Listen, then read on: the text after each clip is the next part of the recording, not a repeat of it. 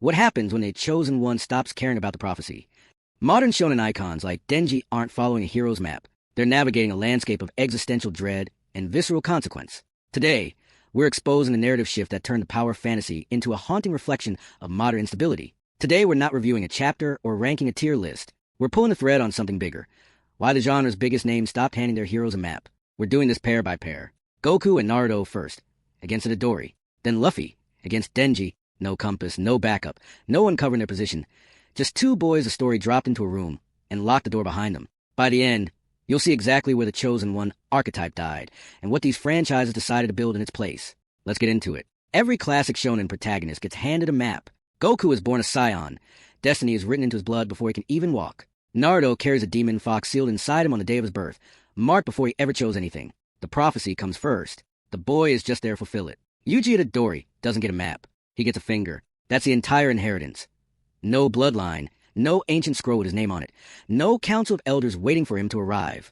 He swallows a cursed object to save his classmates from something he barely understands, and by the time the dust settles, he's not chosen, he's convicted. Sentenced to a war he never applied for, with strangers now deciding whether he lives long enough to see next week. There's no eyes in the sky watching over him, no unseen hand steering him toward greatness. He's flying without instruments, and nobody's coming to walk him through the mission. That's the split. The old shonen model sells you destiny, a universe conspiring quietly to make sure you win. The new model sells you debt, a universe that doesn't know you exist and won't do you any favors for showing up. Look at Denji, and the gap gets even wider. Goku's call to adventure is a gift wrapped as a challenge.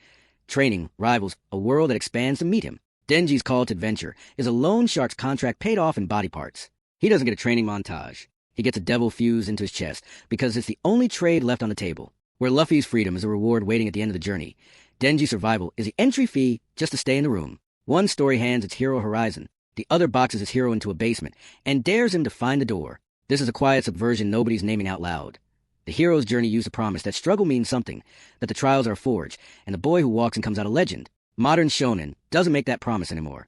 Itadori doesn't get forged into a legend. He gets worn down into someone who's still standing, which, in the genre, now, is the victory condition. The chosen one believed the prophecy was written for him. The modern protagonist just wants to survive long enough to write his own ending. Here's the part nobody wants to say plainly.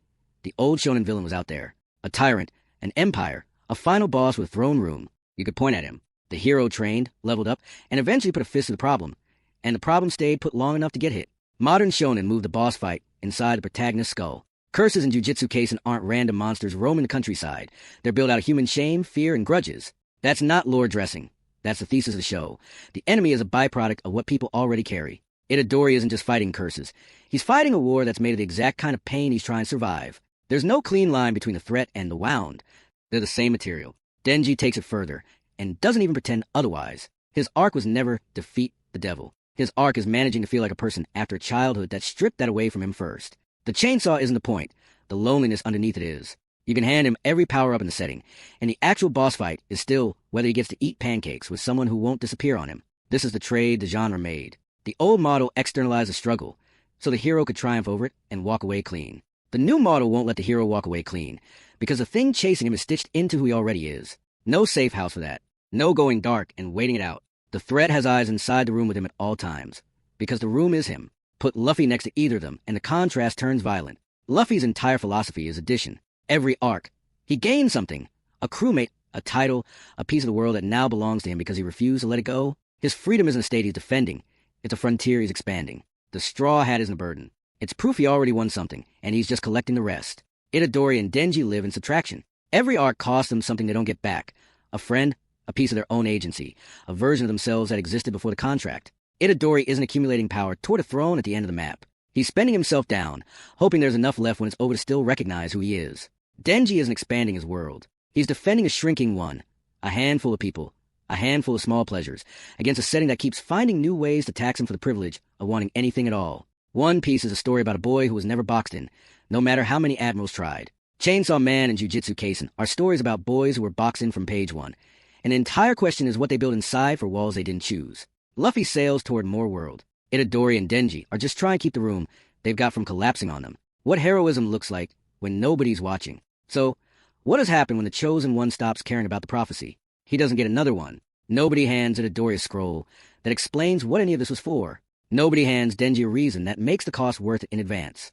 There's no eyes in the sky logging their sacrifice for later. No cosmic ledger balancing the pain against a promised reward. The prophecy isn't dead because these characters rejected it. It's dead because the genre stopped believing the universe owes anyone one. And that's the redefinition sitting underneath all of this. Heroism used to mean rising to meet a destiny built for you. Now it means staying human in a system that was never built with you in mind. No map, no forge, no throne room waiting at the finish line. Just the next day. And whether you're still someone worth being when it arrives. The chosen one believed the prophecy was written for him. The modern protagonist just wants to survive long enough to write his own ending. And for Itadori, for Denji, for every unwanted hero the genre keeps producing, that's not a lesser story than Goku's or Luffy's. It's just the one that finally admitted nobody was watching all along. So next time someone tells you a story's power fantasy fell off, check if the map disappeared instead. That's not a downgrade. That's the genre growing a spine. If the shift in how heroism gets written is something you want more of, this is exactly the lane we live in. Hit subscribe.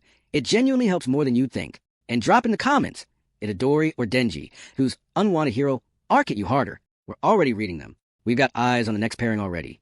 See you in the next one.